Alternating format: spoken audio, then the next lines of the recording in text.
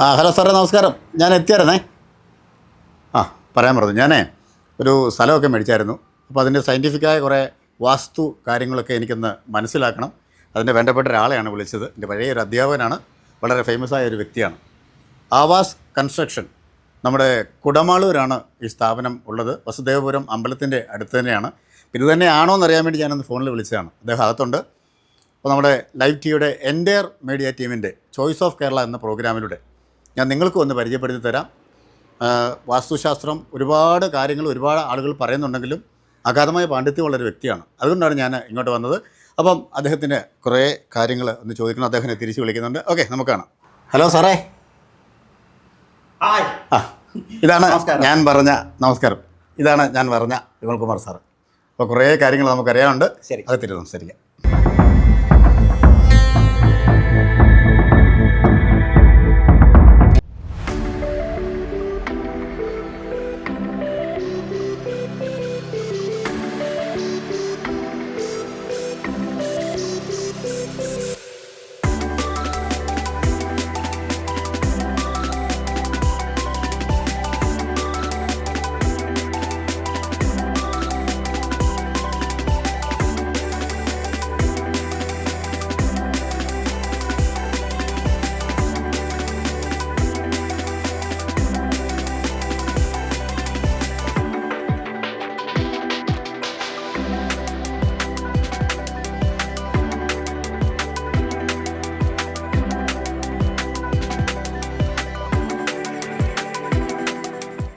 അപ്പോൾ ഞാൻ തുടക്കത്തിലേ പറഞ്ഞതുപോലെ ഞാൻ ഒരു വീട് വെക്കാൻ തീരുമാനിച്ചു. അപ്പോൾ അതിന് കുറേ കാര്യങ്ങൾ എനിക്ക് സംശയമുണ്ട്. അതിനാപ്റ്റായിട്ട് ആരാണെന്നിങ്ങനെ അന്വേഷിച്ചപ്പോഴാണ് നമ്മുടെ കുടമാളൂരുള്ള ആവാസ് കൺസ്ട്രക്ഷൻ്റെ പ്രിയപ്പെട്ട വിമൽകുമാർ സാറിന് വർഷങ്ങൾക്ക് മുമ്പേ എനിക്ക് പരിചയമുള്ളതാണ്. അപ്പോൾ നമുക്ക് ധൈര്യസമേതം പുള്ളിയുടെ കുറേ കാര്യങ്ങൾ ചോദിക്കാമല്ലോ എന്ന് കരുതി ഞാൻ രാവിലെ ഇങ്ങനെ അദ്ദേഹത്തിൻ്റെ വീട്ടിലേക്ക് എത്തിയിരിക്കുകയാണ്. സാറേ, നമസ്കാരമുണ്ടേ. നമസ്കാരം. കുറേ വർഷങ്ങൾക്ക് ശേഷമാണ് നമ്മൾ കാണുന്നത്. അതെ, തീർച്ചയായും. ഒത്തിരി സന്തോഷം കണ്ടതിൽ. ഞങ്ങളുടെ ഈ ചെറിയ പ്രോഗ്രാമിലേക്ക് സ്വാഗതം. എനിക്ക് കുറേ കാര്യങ്ങൾ അറിയാനുണ്ട്.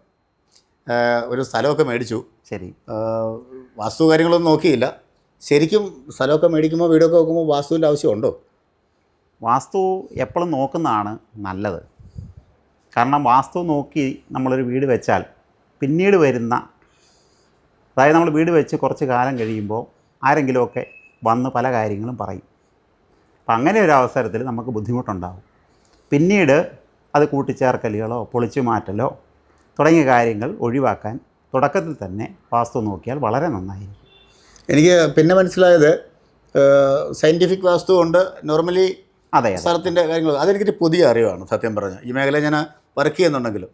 അപ്പോൾ അതിങ്ങനെ നോക്കിയപ്പോഴാണ് സാറിന് അതേക്കുറിച്ച് നല്ല ഗ്രാഹ്യമുണ്ട്. ഈ സയൻറ്റിഫിക് വാസ്തു എന്ന് ഉദ്ദേശിക്കുന്നത് എന്താണ് സാർ? അതായത് കേരളത്തിൽ വാസ്തുശാസ്ത്രത്തെക്കുറിച്ച് ഉള്ള പല ഗ്രന്ഥങ്ങളുമുണ്ട്. വാസ്തുശാസ്ത്രം പല മേഖലകളുണ്ട്. ശരി. അതിൽ കേരളത്തിൽ ആകെയുള്ളതെന്ന് പറഞ്ഞാൽ തച്ചു ശാസ്ത്രം മാത്രമേ ഉള്ളൂ. അതായത് തച്ചൻ്റെ ശാസ്ത്രം കണക്കിൽ അധിഷ്ഠിതമായിട്ടാണ് കേരളത്തിലെ വാസ്തു മുന്നോട്ട് പോകുന്നത്. പക്ഷേ യഥാർത്ഥത്തിൽ അതിൻ്റെ വാസ്തുവിൻ്റെ ഒരു ചെറിയൊരു വിഭാഗം മാത്രമാണിത്. ശരിക്കും നമ്മളൊരു വീട് വാസ്തുപരമായി ചെയ്യുകയാണെങ്കിൽ ഏറ്റവും നല്ലത് സയൻറ്റിഫിക് വാസ്തു അപ്ലൈ ചെയ്യുകയാണ്. അതായത് ഇപ്പോൾ സയൻസിൻ്റെ കാലഘട്ടമാണല്ലോ. അപ്പോൾ എല്ലാ മേഖലകളിലും സയൻസും വാസ്തുവുമായിട്ട് ബന്ധപ്പെടുത്തി, അതായത് നമ്മൾ പറയുകയാണെങ്കിൽ ഭൂമിക്ക് രണ്ട് തരം ചലനങ്ങളുണ്ട്. ശരിക്കും 3 ചലനങ്ങളുണ്ട്. പ്രധാനമായിട്ട് 2 തരം ചലനങ്ങളുണ്ട്. നമ്മൾ ക്ലാസ്സിലൊക്കെ പഠിച്ചു കാണുമല്ലോ. അതായത് സ്വയം ഭ്രമണം ചെയ്യും, അതുപോലെ തന്നെ സൂര്യനെ ചുറ്റിക്കൊണ്ടിരിക്കും. ഇതൊന്നും അല്ലാതെ മൂന്നാമത്തെ ഒരു ചലനം എന്ന് പറഞ്ഞാൽ നമ്മുടെ ഈ ഭൂഗോളം മുഴുവനും അല്ലെങ്കിൽ ഈ ഒരു പ്രപഞ്ചം മുഴുവനും മുന്നോട്ട് സഞ്ചരിച്ചുകൊണ്ടിരിക്കുകയാണ്. അപ്പോൾ ഇങ്ങനെയുള്ള സമയത്ത് ഭൂമി എങ്ങോട്ടാണ് കറങ്ങുന്നതെന്നറിയാമോ? ഭൂമിയുടെ സ്വയം ഭ്രമണം. നമ്മൾ ഭ്രമണം എന്ന് പറയാതെ എങ്ങനെയാണ് കറങ്ങുന്നതെന്നറിയാമോ? അങ്ങനെയൊക്കെ ചോദിച്ചാൽ വലിയ ബുദ്ധിമുട്ടാണ്. അതൊക്കെ അറിയാൻ വേണ്ടിയാണ് സാറിൻ്റെ അടുത്ത് വന്നിരിക്കുന്നത്. അതായത് പടിഞ്ഞാറ് ദിശയിൽ നിന്നും കിഴക്കോട്ടേക്കാണ് കറങ്ങിക്കൊണ്ടിരിക്കുന്നത്. ഭൂമിയുടെ കറക്കം അങ്ങനെയാണ് വരുന്നത്. എന്നിട്ട് അത് മുന്നോട്ടൊരു ചലനം കൂടി ഉണ്ടല്ലോ. അത് 29.8 km/s. നമുക്ക് വിശ്വസിക്കാൻ പോലും പറ്റില്ല. നമ്മൾ ഓർക്കുന്നത് ഇത് നിശ്ചലമായി നിൽക്കുവാന്ന്. അത്രയും സ്പീഡിലാണിത് കറങ്ങിക്കൊണ്ടേയിരിക്കുകയാണ്. അപ്പോൾ ഈ വടക്ക് കിഴക്കോട്ട് പൊയ്ക്കൊണ്ടിരിക്കുമ്പോൾ നമുക്ക് സ്വാഭാവികമായിട്ട് അറിയാം, നമ്മളൊരു കാറിൽ യാത്ര ചെയ്യുമ്പോൾ ശരിക്കും കാറ്റടിക്കുന്നുണ്ടോ? ഇല്ല. കാറിൻ്റെ മുന്നോട്ടുള്ള ചലനം കൂടെ അത്രയും വായു ഓടുന്ന് മാറുന്നതാണ് കാറ്റായിട്ട് നമുക്ക് അനുഭവപ്പെടുന്നത്. ഇതുപോലെ തന്നെ വടക്ക് കിഴക്കേക്ക് ഭൂമി മുന്നോട്ട് പോയിക്കൊണ്ടിരിക്കുമ്പോൾ ഇതിൻ്റെ പ്രതിപ്രവർത്തനമായിട്ട് വടക്ക് കിഴക്ക് നിന്നും ഊർജം ഭൂമിയിലേക്ക് വന്നുകൊണ്ടേയിരിക്കും.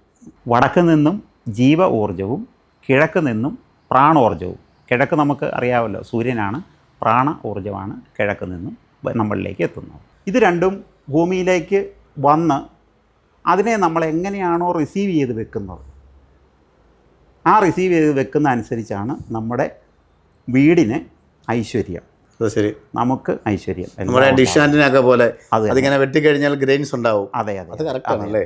ഈ ഊർജ്ജ പ്രവാഹത്തെ നമ്മൾ കൃത്യമായിട്ട് എങ്ങനെ ഫലപ്രദമായിട്ട് നിയന്ത്രിച്ച് നമ്മുടെ വീട്ടിൽ വെക്കുന്നുവോ, അതിനൊരു ശ്ലോകമുണ്ട്.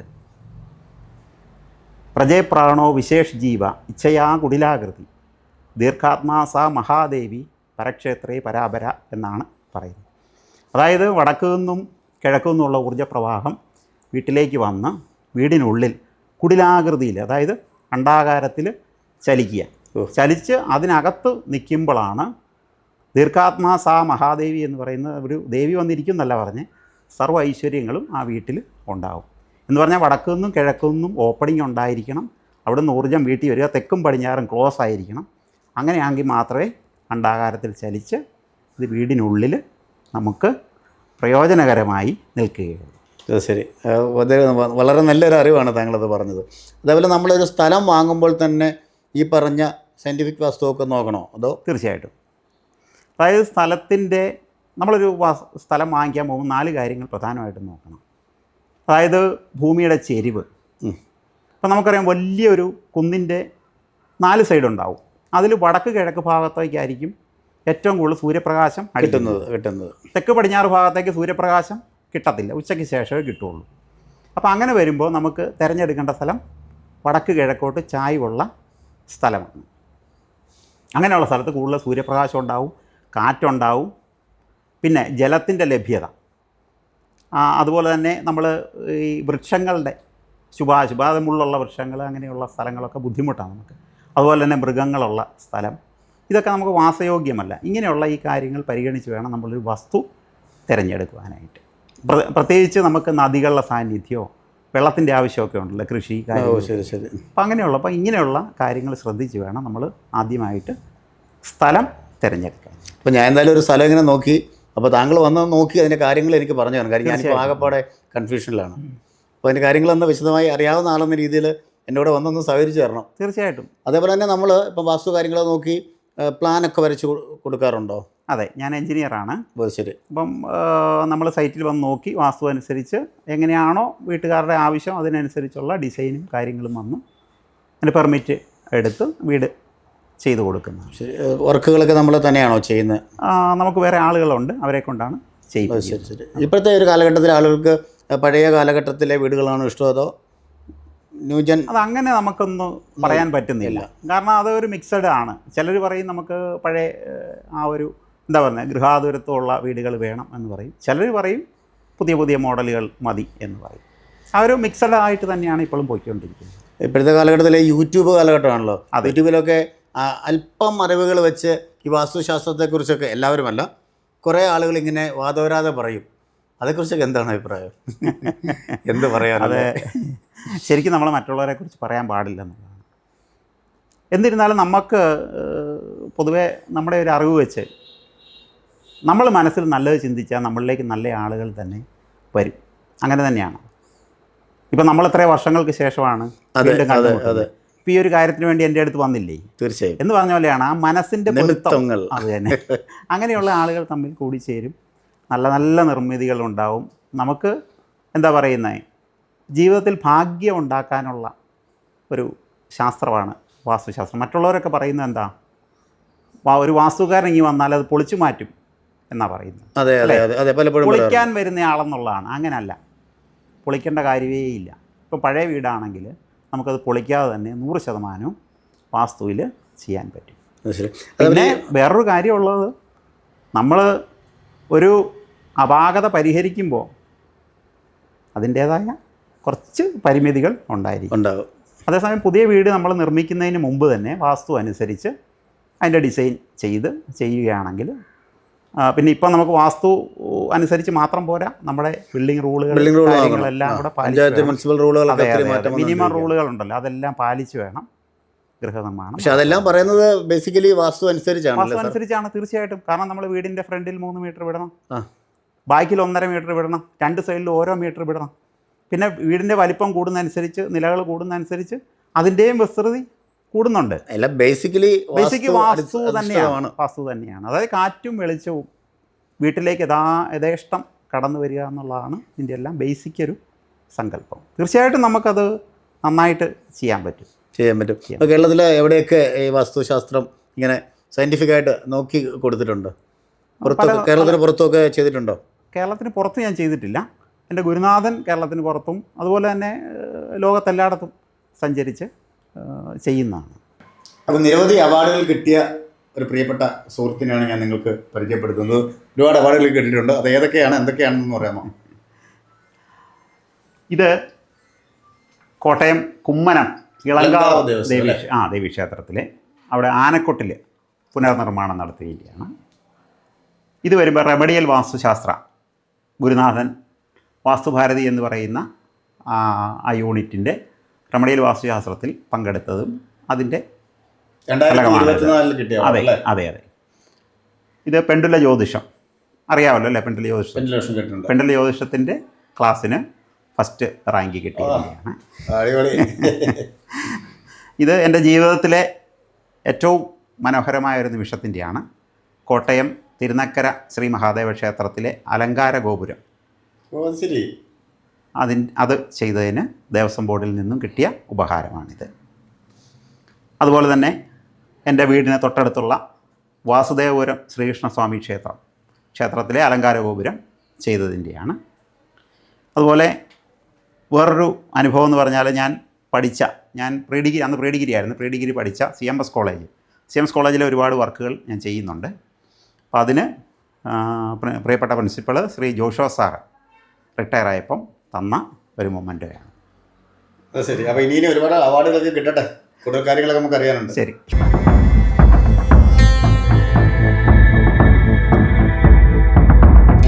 ഏറെ പ്രശസ്തനായ ഗുരുനാഥൻ്റെ ഏറെ പ്രശസ്തനായ ശിഷ്യൻ, നമ്മുടെ ആ ഗുരുനാഥനെക്കുറിച്ച് ഒന്ന് പറയണം. നിലവിൽ തൃശ്ശൂർ ആസ്ഥാനമാക്കി പ്രവർത്തിക്കുന്ന വാസ്തുഭാരതി എന്ന ഒരു ഗ്രൂപ്പുണ്ട്. അതിലെ ഡോക്ടർ നിശാന്ത് തോപ്പിലാണ് ഇപ്പോൾ നിലവിലെ ഗുരുനാഥൻ. ഇതിനു മുമ്പ് പല ഗുരുനാഥന്മാരുണ്ടായിരുന്നു. അവരുടെ എല്ലാം അനുഗ്രഹത്തോടു കൂടിയാണ് ഇവിടം വരെ എത്താൻ സാധിച്ചത്. ഇനിയും വാസ്തു എന്ന് പറഞ്ഞാൽ അറിയാമല്ലോ, അതെ, നമ്മൾ എത്ര കാലം ഉണ്ടോ അത്രയും കാലം വാസ്തു പഠിച്ചുകൊണ്ട് തന്നെ ഇരിക്കണം, എന്നെങ്കിൽ മാത്രമേ അതിൽ എന്തെങ്കിലും ഒക്കെ ആകാൻ പറ്റൂ. അപ്പോൾ അദ്ദേഹത്തിൻ്റെ കയ്യിൽ നിന്നാണ് ഈ പറഞ്ഞ സയൻറ്റിഫിക് വാസ്തു. അതെനിക്ക് തോന്നുന്ന കേരളത്തിൽ ഇന്ന് സയൻറ്റിഫിക് വാസ്തു കൈകാര്യം ചെയ്യുന്നത് നിഷാന്ത് സാർ മാത്രമേ ഉള്ളൂ. അദ്ദേഹത്തിന് ഒരുപാട് നന്ദി. കാരണം അദ്ദേഹത്തിൻ്റെ ഒരു റിസർച്ച് സെൻറ്ററും എല്ലാം ഉണ്ട്. സ്ഥിരം അദ്ദേഹം ഇതിൻ്റെ പ്രവർത്തനത്തിൽ തന്നെ മുഴുകിയിരിക്കുകയാണ്. അത് ശരി. ഞാൻ രാവിലെ ഈ വസ്തുവിൻ്റെ കാര്യമൊക്കെ ഇങ്ങനെ ചോദിക്കണമെന്നൊക്കെ പറഞ്ഞപ്പോൾ എൻ്റെ മകൾ അവിടെ നമുക്ക് ഇപ്പോഴത്തെ ന്യൂ ജനറേഷനായിട്ട് കൂട്ടാം.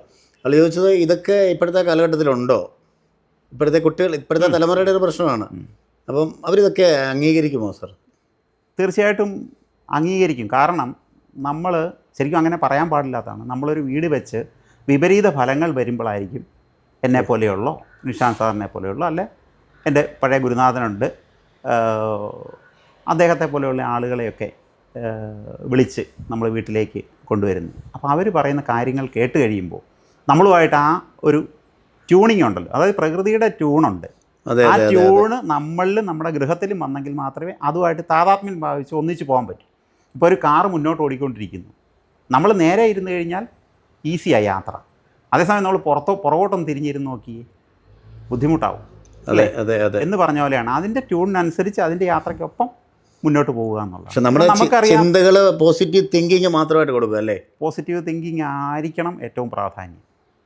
പോസിറ്റീവ് തിങ്കിങ് വാസ്തുവിൽ മാത്രമല്ല ജീവിതത്തിലും എല്ലാത്തിനും പോസിറ്റീവ് തിങ്കിങ് മാത്രമേ പാടുള്ളൂ. അതായത് നമ്മൾ നെഗറ്റീവ് വാക്കുകൾ ഉപയോഗിക്കാതിരിക്കുക. അത് ശരിക്കും പ്രതിസന്ധി തന്നെയാണ്. തീർച്ചയായിട്ടും. ഇനിയും സയൻറ്റിഫിക് വാസ്തുവിനെ കുറിച്ച് കൂടുതലായിട്ട് എന്താണ് താങ്കൾക്ക് പറയാനുള്ളത് ഇപ്പോഴത്തെ ഈ അത്യാവശ്യം ഒന്ന് രണ്ട് കാര്യം പറയാം. കാരണം നമ്മുടെ ഗൃഹത്തിൻ്റെ 4 കോർണറുകളിലും ഓരോരോ എലമെൻറ്റ്സ് ഉണ്ട്. നമ്മൾ നേരത്തെ പറഞ്ഞു 5 എലമെൻറ്റ്സിൻ്റെ കാര്യം. അതെ. അതായത് നമുക്കറിയാം തെക്ക് കിഴക്ക് എന്ന് പറഞ്ഞാൽ അഗ്നി കോണാണ്. അവിടെയാണ് അഗ്നി ജ്വലിക്കേണ്ടത്, അവിടെയാണ് വീടിൻ്റെ അടുക്കള വരേണ്ടത്.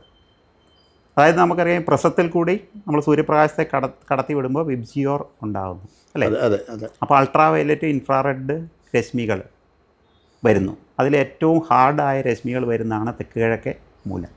അതുകൊണ്ടാണ് തെക്ക് കിഴക്ക് നമുക്ക് ഈ പറഞ്ഞ പോലെ അടുക്കള വേണമെന്ന് പറയുന്നത്. അവിടെ വെളിയിൽ നിന്നുള്ള ആ ഊർജം വന്ന് അടുക്കളയിൽ അടിച്ച് അവിടുത്തെയുള്ള നെഗറ്റീവ് വസ്തുക്കളെല്ലാം കളയാൻ വേണ്ടി മാത്രമാണ്.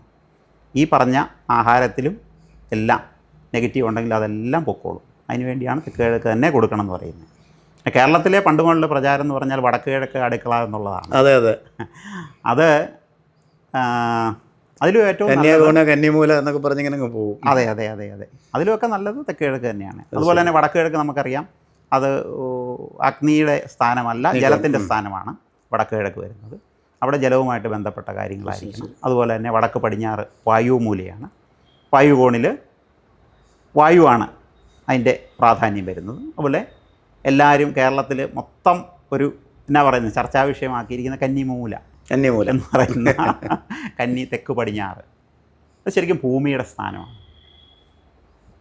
നേരത്തെ നമ്മൾ പറഞ്ഞ പോലെ ഭൂമി വടക്ക് കിഴക്കോട്ട് സഞ്ചരിക്കുമ്പോൾ നമുക്കറിയാം ഏതൊരു വസ്തുവും സഞ്ചരിക്കുന്ന ദിശ വലിപ്പക്കുറവായിരിക്കും ഘർഷണം മൂലം. ബാക്കി ബായിക്കായിരിക്കും വലിപ്പം കൂടുതൽ. അപ്പോൾ തെക്ക് പടിഞ്ഞാറ് ഓട്ടോമാറ്റിക് വലിപ്പം കൂടും, വടക്ക് കിഴക്ക് വലിപ്പം കുറവായിരിക്കും. എന്ന് പറഞ്ഞാൽ തെക്ക് പടിഞ്ഞാറ് ഉയർന്നിരിക്കണം, വടക്ക് കിഴക്ക് താഴ്ന്നിരിക്കണം. അത് ആ സങ്കല്പത്തിലാണ് അത് പറയുന്നത്. ഈ സയൻറ്റിഫിക് വാസ്തുവിൽ വരുന്നതാണ് ആ കാര്യം. അപ്പോൾ തെക്ക് പടിഞ്ഞാറ് ആയിരിക്കണം നമ്മുടെ മാസ്റ്റർ ബെഡ്റൂം, നമ്മളെല്ലാം സ്റ്റോർ ചെയ്തിരിക്കുന്നത് തെക്ക് പടിഞ്ഞാറായിരിക്കണം. വടക്ക് കിഴക്കെന്ന് വരുന്ന എനർജി നമ്മൾ സ്റ്റോർ ചെയ്ത് വെക്കുന്ന സ്ഥലമാണ് തെക്ക് പടിഞ്ഞാറ്. അതുകൊണ്ടാണ് മാസ്റ്റർ ബെഡ്റൂം തെക്ക് പടിഞ്ഞാറ് വയ്ക്കുന്നതും ദമ്പതികൾ ആ ഗൃഹനാഥനും ഗൃഹനാഥയുടെയും സ്ഥാനം അവിടെ തന്നെ ആയിരിക്കണം. രാജാവ് വന്നാൽ പോലും തെക്ക് പടിഞ്ഞാറേ മുറി ഒഴിഞ്ഞു കൊടുക്കരുതെന്നാണ് അതെ ചരിത്രങ്ങൾ പറയുന്നത്. അത് തന്നെ. അപ്പോൾ എന്തായാലും കുറേ കാര്യങ്ങൾ മനസ്സിലാക്കാൻ പറ്റി. സത്യം പറഞ്ഞാൽ ഒരു രഹസ്യം പറയട്ടെ, ഒരു അധ്യാപകൻ എന്ന രീതിയിൽ താങ്കൾ ഇതൊക്കെ ഈ നല്ല നല്ല അറിവുകൾ ഒരു ബുക്കായി പ്രസിദ്ധീകരിക്കണം. ഇപ്പോഴത്തെ തലമുറയ്ക്കും അല്ലെങ്കിൽ പഴയകാല തലമുറയ്ക്കൊക്കെ ഒരു റെഫറൻസ് ഗ്രന്ഥമായി അത് വെക്കാൻ പറ്റുമല്ലേ? തീർച്ചയായിട്ടും അത് ചെയ്യാനുള്ള കാര്യങ്ങളെല്ലാം ഉണ്ട്. കാരണം പല ഗുരുക്കന്മാരിൽ നിന്നും കിട്ടിയ അറിവുകളാണ്. അതെ അതെ. പലരുടെയിൽ നിന്നും പല അറിവുകളാണ്. അറിവ് പകർന്നു കൊടുക്കുമ്പോഴാണ് നമ്മളും കൂടുതൽ അറിവാളിയാകുന്നത്. ഇതെല്ലാം പല ബുക്കുകളിൽ ഗ്രന്ഥങ്ങളിലെല്ലാം ചെതറി കിടപ്പുണ്ട്. പക്ഷേ നമുക്കത് ഇങ്ങനെ ക്രോഡീകരിച്ച് നിലവിലുണ്ടോ എന്ന് തന്നെ സംശയമാണ്. എന്തായാലും കുറേ കാര്യങ്ങൾ കൂടി എനിക്ക് അറിയണമെന്നുണ്ട്. തീർച്ചയായും. അപ്പോൾ എനിക്ക് നമ്മുടെ ആ വസ്തു നോക്കാൻ വേണ്ടി പോകണം. പുതിയ അറിവുകൾ പറഞ്ഞു തന്ന എൻ്റെ പ്രിയപ്പെട്ട അധ്യാപകനും പ്രിയപ്പെട്ട സാറിന് പ്രത്യേക നന്ദി പറയുകയാണ്. ശരി. അപ്പോൾ നമ്മൾ നേരത്തെ പറഞ്ഞ പോലെ സയൻറ്റിഫിക് വാസ്തുവും വാസ്തുശാസ്ത്രവും ബിൽഡിംഗ് കൺസ്ട്രക്ഷനും എല്ലാ കാര്യങ്ങളും വളരെ കൃത്യമായി പറഞ്ഞു തരികയും വർക്കുകളൊക്കെ ചെയ്തു തരികയും ചെയ്യുന്ന പ്രിയപ്പെട്ട പേമൽ സാറിൻ്റെ സേവനം നിങ്ങൾക്കും ആവശ്യമുണ്ടെങ്കിൽ അദ്ദേഹത്തെ കോൺടാക്റ്റ് ചെയ്യണം. കുടമാളൂരാണ് അദ്ദേഹത്തിൻ്റെ വീടും ഓഫീസുമൊക്കെ. മനോഹരമായ ഈ ഒരു എപ്പിസോഡ് നിർത്തണം എനിക്ക് എന്നില്ല, എങ്കിലും സമയപരിമിതി മൂലം നിർത്തിയാണ്. എൻ്റെ മീഡിയ ടീമിനും പ്രിയപ്പെട്ട ക്യാമറാമാൻ റിജോയ് പർവൂറിനൊപ്പം പ്രിയപ്പെട്ട എൻ്റെ അധ്യാപകൻ വിമൽകുമാർ സാറിനുമൊപ്പം സൈനിങ് ഓഫ് ഷിയാദ് ചങ്ങനാശ്ശേരി. നമസ്കാരം.